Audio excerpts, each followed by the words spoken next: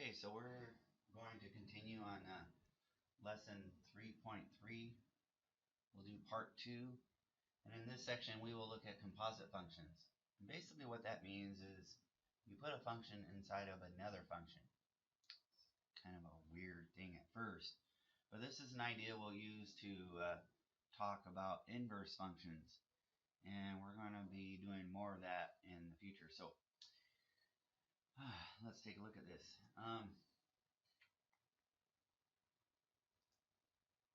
So this is part 2, perform function operations in composition. So what happens is we want to take a function f of x, like right here, and we're placing it inside of a function called g of x. And that new function we call h of x. So it sounds a little bit confusing. Now one of the things we'll have to talk about is the domain. And this says that the domain of h, this function, it's a set of all x values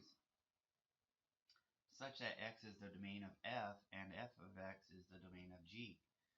So let me give you a picture of what that is talking about. So we have like 3 functions we're talking about. So let's say we're talking about f of x. And let's say we're on a number line. And maybe f of x, the only values that you could put in for x are like 3 and above. Like the domain in this case would be like, we'd say x is greater than or equal to 3. Okay. Let's say g of x, we'll do this, we don't know what it is, but we'll just say g of x has a domain, let's say -2, and we can say any value above, okay, like that. Okay. And so when we consider h of x, remember what we're doing. What we're going to be doing is we're going to take a function like this one and we're going to put it in this function. And that means that the domain is going to be restricted to the original function that we put in. Because if you pick an x value like here, here, here, or here, the original function f right here, it's not defined over for those values. So that just means that the domain for h of x is going to be kind of restricted to this original function. So the domain there is going to be like x is greater than or equal to 3 also. So you have to like consider both of these functions, and then you have to go with the restriction, the most restricted function here as your overall domain, because remember f goes into g, and that composition of g of f of x is what we call h of x. So I hope as we go through this it'll be a little bit more clear. Okay, so that's what this slide is kind of talking about. And now let's move on to some problems. Okay, so we're going to start off with the easiest type of problem. So we have a couple functions, f of x and g of x. And what we want to do is find out what is g of f of 3. And what I recommend doing is finding out what f of 3 is first. Find out what that is, because that is what we're putting in right there. Okay? We don't put this per se, we put what it's equal to in there. So our function that we're dealing with is this one. We have f of 2x minus 7. This is 2x minus 7. And in function notation, what we have written right here is the x value. This is equal to x. This is the x value that we want. Okay, so what that means is that anywhere you see an x, you're going to put that in for x. And so f of 3 is going to be equal to 2 times 3 minus 7. And so f of 3 is equal to 6 minus 7, which is negative 1. Okay, and so now that you have calculated what f of 3 is, you then put that in. It's this one that you put in for g. Okay, so g of f of 3 is actually equal to g of negative 1, because you found out that f of 3 is equal to negative 1.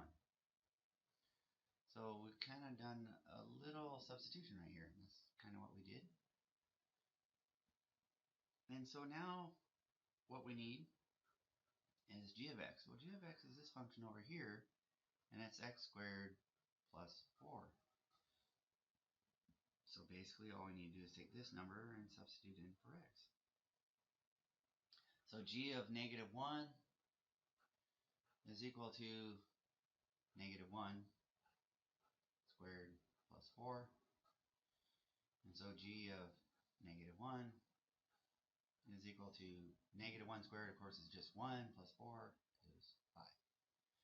And so now we can go back and say, what is this really equal? G of f of 3 is actually equal to 5. And that is an example of a composite function. It's a function inside another function.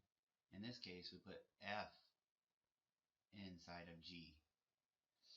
And so lots of times we'll find f of g or g of f, and you can put the functions in each other whichever way you want, and so that's what we get. So the answer 5, of course, would be answer D over here, and that's how we do that problem. Now in some of our problems we're going to also ask what is the domain, and so we'll get into that in a few other problems here in the near future here. One did that. Okay. Well, here's an opportunity for you to try it. And I could pause the video while you try it here. Or you can pause. I mean, that would probably be easier. In any event, this time we have a couple functions again. 3x minus 4 for f of x.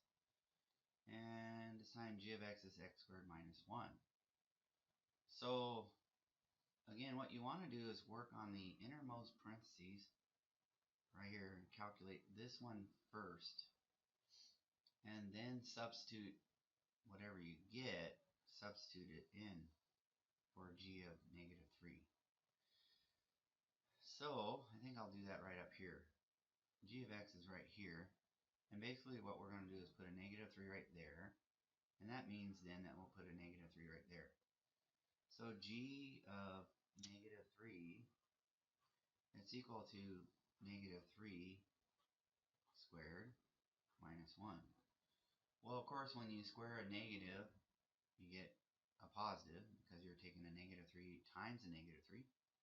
So this is equal to 9 minus 1, which of course is equal to 8.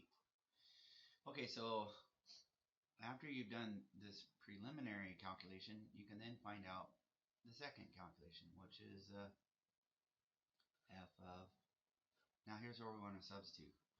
We found out that this value is 8. G of 3, g of negative 3 is equal to negative 8. Excuse me, not negative 8, 8. So now what we do is f of 8. And so what we've done is substituted this value in here. Of course, our function that we have right now, f of x, is equal to 3x minus 4. And so whatever's here, we put in for x. And so, just simplifying and evaluating here, we get f of 8 is equal to 3 times 8 minus 4. And of course, that's 32. And then we subtract 4, and we get what? Did I do this right?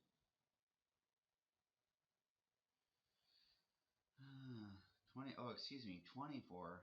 24 minus 4, which is equal to 20. There we go. And so f of, what we could say now is f of g of negative 3, that's kind of sloppy writing there, is equal to 20. Okay, and so there's our answer here. Okay, well, those are our basic level type problems. Eventually, we're going to be a little bit more generic, or a little bit more abstract. So let's take a look at those. Oh, now look at this. We have 3 functions, and you'll have this also on your book assignment, where you're just asked to do whatever. You have 3 different functions, and on this particular problem, 23, you're asked to find g of h of 8. Okay, so again, in this case, we need to concern ourselves with this function and also this function. And for the time being, we could ignore that function. We're not using it. So again, what I would do is I would start out by finding what h of 8 is. H of 8, in this case, would be equal to this function. We just put the 8 in for x. And so this would be 8 minus 2 over 5. And of course, this would be 6 over 5. Okay, well, now that we've done that, we can find g of h of 8. When we do a simple substitution, we're going to substitute this value in right here. So g of h of 8 would actually be the same thing as g of 6 over 5. Okay, so in this case, we now move to this function. Well, g of x is equal to negative x squared. So whatever's here, we substitute in for x, and then we square it. And of course, we put the negative out in front. Now, let me just give you a word of caution. There's a difference between this and that. If we were to substitute like x equal to 2 into here, what we'd have is a negative, and then we'd have 2 squared, and we get negative 4. But if we put in a 2 here, then the negative is included, and we square that negative as well. So this would be like negative 2 squared, which is equal to negative 2 times negative 2. And so this would give us a positive 4. So you want to be careful the way you evaluate this, because in one case you get a negative 4, in the other case you get a positive 4. So just be aware that this negative is not included with the x, so it's kind of just sitting out in front. So here's how we want to deal with that. We want to put the negative and then put the 6/5 here, and we square that. Well, this gives us a fraction to deal with, but we can do that. We have a negative 6/5 times 6/5. Now this might be easier to do on your calculator, so feel free to do that. But the way you multiply fractions is you simply multiply the numerators and you multiply the denominators. So this is equal to negative 36 over 25. And so what we have here then is g of h of 8, I think is what we had. And that's what this boils down to. So we've seen how these problems work. Basically, you work on the innermost parentheses, simplify whatever that is, then substitute, and then finally you get your answer for the composite function. Okay, so let's take a look now at some more abstract ideas. On these problems, we don't put in a certain number for x. What we do is we just put the entire function in. And so we're going to look at 3 different problems. In one case, we put g of x inside of f of x. That's this function here. And then we reverse the process, on this one, we'll take f of x and put it into g of x. And then this one's interesting. We'll put the function inside of itself. And then finally what we'll do is we'll talk about the domain of each function. Okay, so I think we'll start off by writing the domain for each of these functions individually. So maybe I can get another color here, like blue. Okay, so if we consider the domain here, what would that be? When we're asking about domain, we're asking, well, what are the values of f, or excuse me, what are the values of x that x could take on and still make this function okay? And if we notice here, 4x to the minus 1 is the same thing as 4 over x using our property of exponents.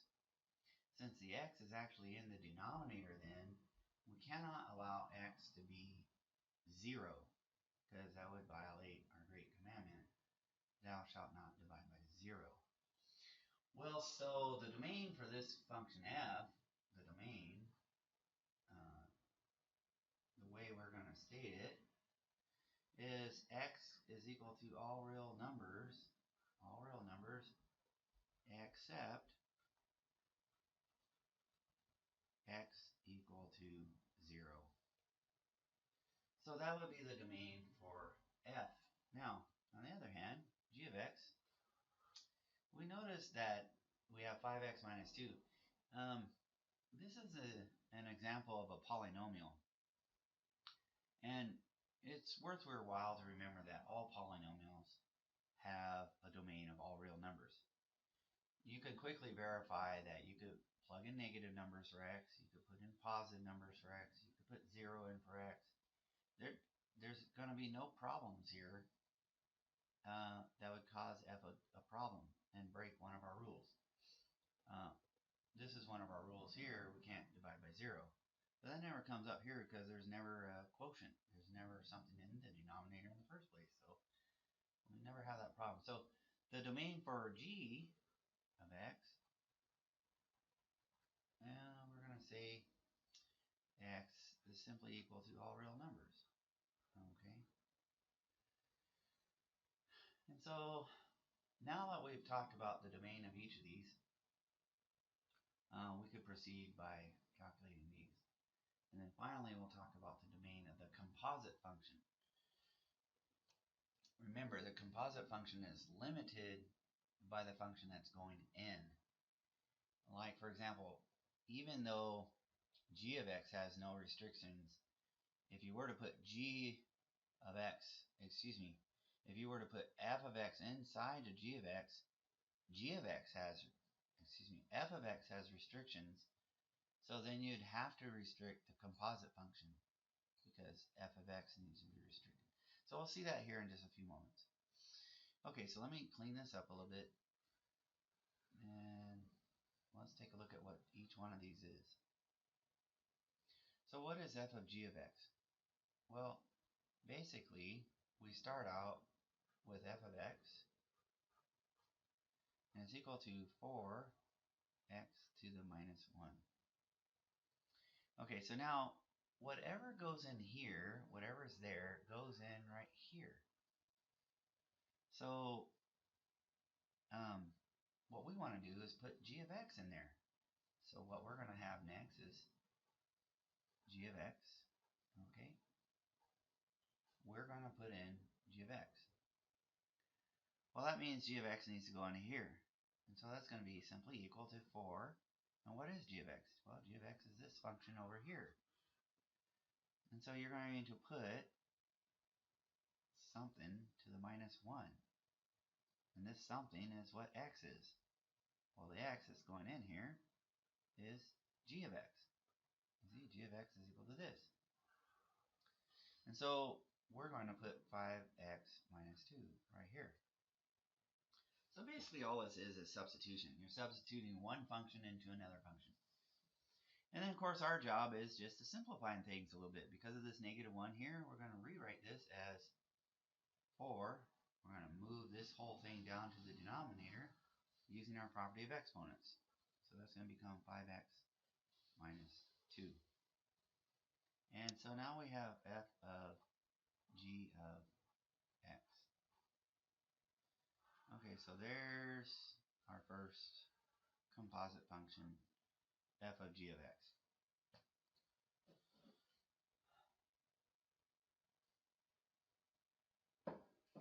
Well, now let's go the other way. And now let's find g of f of x. Well, g of x is equal to this one, of course. It's equal to 5x minus 2. And what we're going to want to do now is we're going to want to put f of x in for x right here. And that just basically means that we need to put it in over here. And so this is 5 times whatever x is. And then we subtract 2. And so this is where we're going to put in x. But the x in this case is f of x. Well, so that just simply means we take this function and put it in right here. Bam. So this is going to be 4x to the minus 1. Well, now we just need to clean things up a little bit.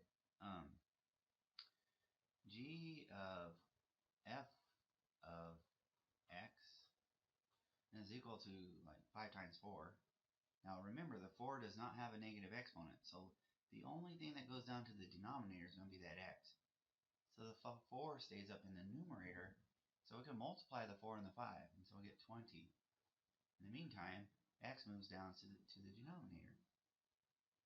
Okay, it's called the elevator trick. And then of course we need to subtract this 2 over here. Okay, so there's g of f of x. Okay, so notice they're not the same. So, by the way, there should be one more parentheses there. They're not the same. And so, finally, let's do part C. We're going to put function f of x inside of itself. Now, that's kind of bizarre. And so let's continue. Use green now.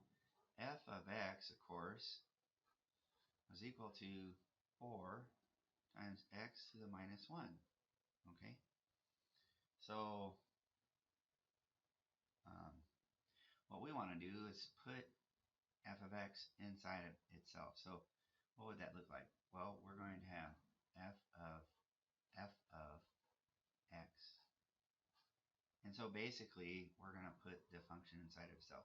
So that's going to be equal to 4 times something. Remember, whatever's here goes in for x. And in this case, we're putting in f of x in there. Well, what is f of x? It's 4, and then we have, of course, this minus 1 here. So we have 4x to the minus 1, parentheses, to the minus 1. Because the x is just sitting right here. X does not include that negative 1. And so there's the negative 1. And here's f of x. Okay, well, in this case, we just need to clean things up a little bit. Remember,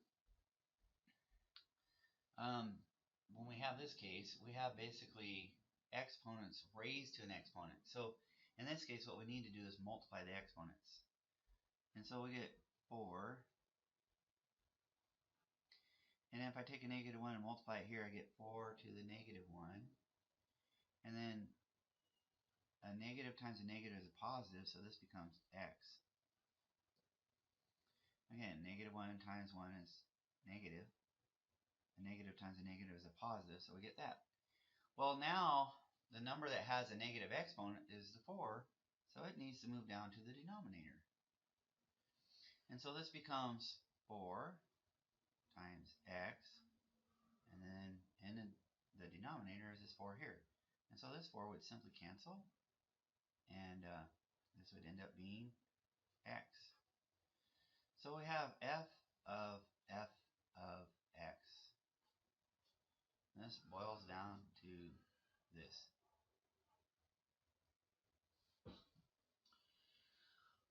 Okay, so now let's do the final part, which is to talk about the domain of each of these functions. Okay, so if we go back up to the top, one of our rules for this domain is that you have to consider the domain of the function that's going in the other function. Like, for example, there's a couple functions we have to consider. So let me now use, let's see, maybe a different color, red. Okay, so if we were looking at this function here, we would say to ourselves, well, there is a problem with this function. If this denominator is ever 0, we would have a problem. So that begs the question, when is that denominator equal to 0?